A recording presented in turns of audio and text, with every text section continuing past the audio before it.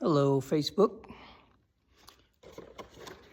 As most of you know, I've been upgrading our church drum kit from a Roland TD3, which is about 20 years old, to a more modern TD6V, even though that one's not very modern, but it's about 10 years newer than the TD3. But part of the goal was not only to have better sounds, which the TD6V does. It has over 1,024 sounds. But it was also to make the kit feel more like a regular size drum kit, for one. Because as you know, those older drum kits just feel really tiny. Even though they had decent sounds, the physical size of the drums was not good. And it just, for a drummer like me, I love playing my Slingerlands at home, but in a church situation, it's not practical, especially in a small room like this. I don't know if you've ever seen our worship center, but this is it here. It seats a maximum of 140 people, but an acoustic kit is just way overpowering for this little building. So it was hard to control the sound, and so we went with the electronic kit.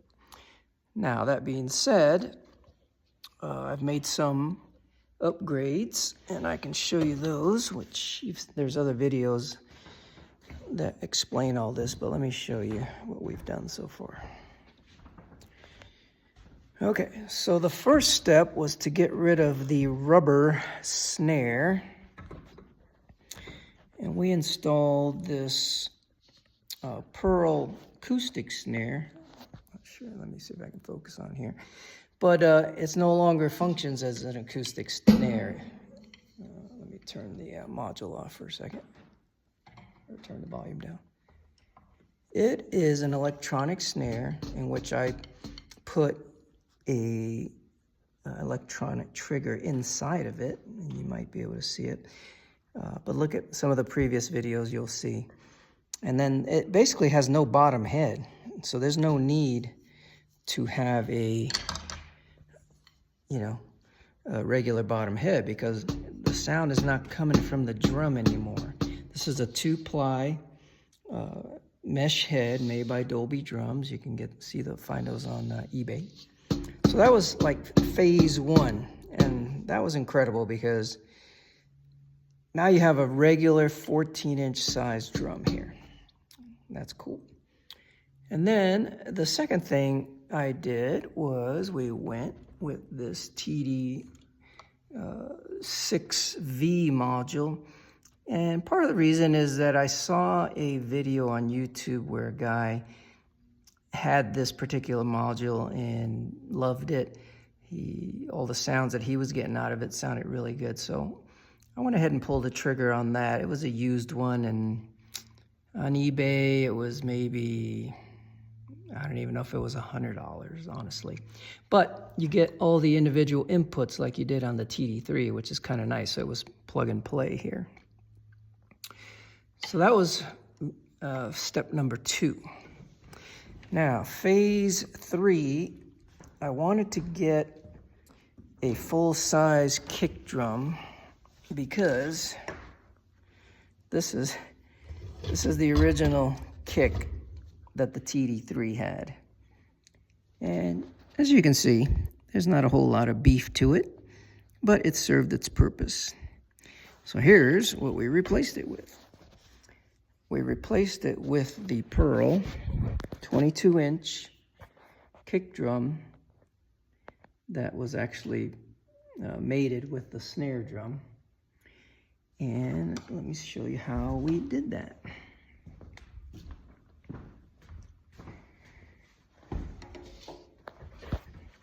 Okay, again, we had to replace the head here.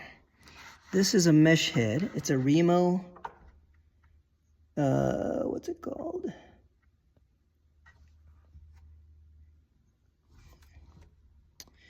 Ooh.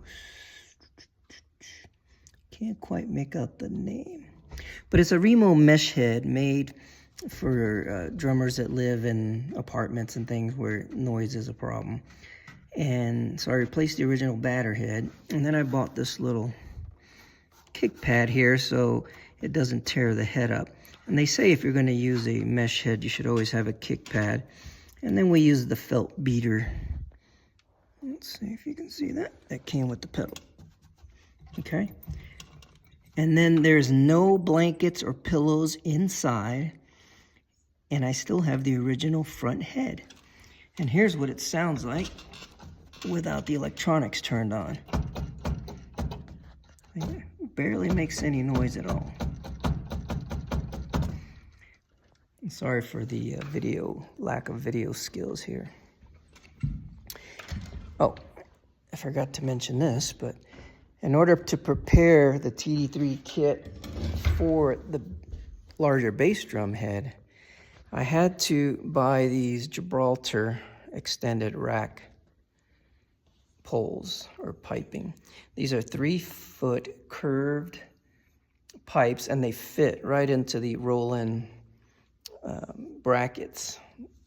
And most of the electronic drums all have the 1.5 inch piping, so it's not usually a problem to convert it. But I bought 2 of them and then raised them up, so as you can see, it clears the bass drum. Okay. Now, how am I getting electronics from this bass drum? Well, I decided to go with this. It's the Roland RT30K trigger. And all it is, if I can get a close-up here, it's right here. And it clamps right to the rim of your drum. And it has a little pickup right here. I'm not sure if you can, probably can't see that. But anyway, it has an electronic pickup in it. And it came with a new cord. And it just plugs right into the kick port of the TD6V. Now, it doesn't change the sound of the kick drums. That's one thing people think when you convert acoustic to electronic, is that it's going to change the sound. It's not, because the sounds are coming from the brain, the drum brain. So let me turn the volume back up here. So not sure if the microphone of the phone will pick it up, but here's the new kick drum with the rolling trigger. Sounds just like a kick drum. Okay, so I'm gonna play a little bit, and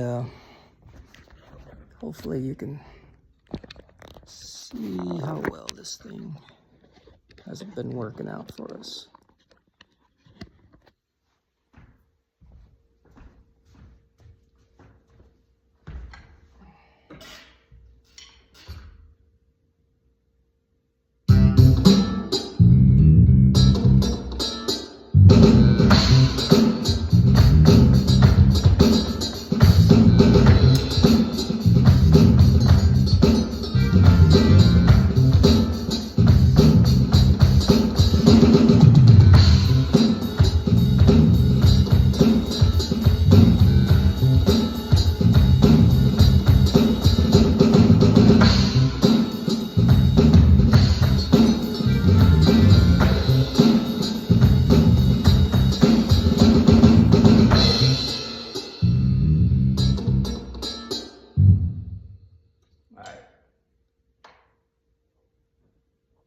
Kind of hard to play along with that without the internal drums, but you get the idea. Anyway, here's a little sampling of the drum kit now with all the mods that I've made, right? Still got the snare, sounds good. Then you have the rim clip. And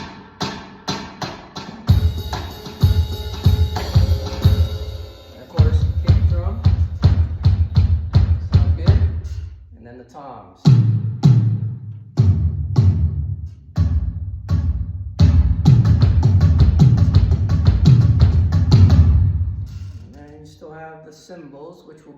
next on the list of things to replace. Oh, and I forgot to mention the hi-hat was new as well. Kind of have a sort of a real hi-hat. Here's the old crash. It is a 2-zone crash, so if you hit the middle, it's one sound and the edge is another sound. And then the other crash here. And the rim I have it set up as a China. And then the additional pad that we gained from the snare drum is now a ride cymbal.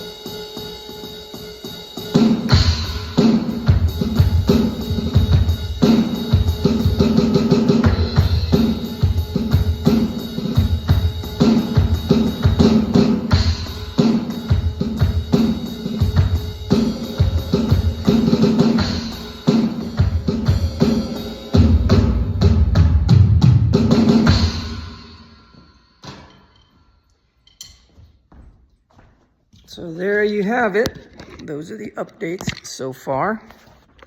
Like I said, we have a cymbal coming in soon. It's a lemon, and I think it's a 16-inch or 17-inch. Can't remember which one we ordered. But that'll replace the little cheapy roll-in ones, which are okay, but the lemons definitely feel more like a regular cymbal. And then we'll replace the second crash eventually. And then maybe get a larger ride cymbal so that all the cymbals will be cymbal-like. And also, all the sounds you're hearing are coming from this Roland. Yeah, let's see if we can see it. It's just a little Roland keyboard amp, but they make some good stuff. They really do. Like, we've been playing this kit through this small 10-inch subwoofer for a couple years now, and it's never damaged it. It's a good little amp. Iron Cobra bass drum pedal. Also, I'd like to see how this sounds with a double bass pedal eventually, but for now, the single is fine. We have a Ludwig hi-hat stand that I just happen to have lying around the house that wasn't being used. And then, like I said, the Roland hi-hat. So anyway, let me know what you think. I know the sounds probably won't be good because I'm just picking it up through the iPhone. But yeah, leave some comments out there and let me know what you think. See ya. And thanks for the new members of the group. We appreciate it. Go ahead and start putting some content out there. I want to hear what you guys are doing. See you later.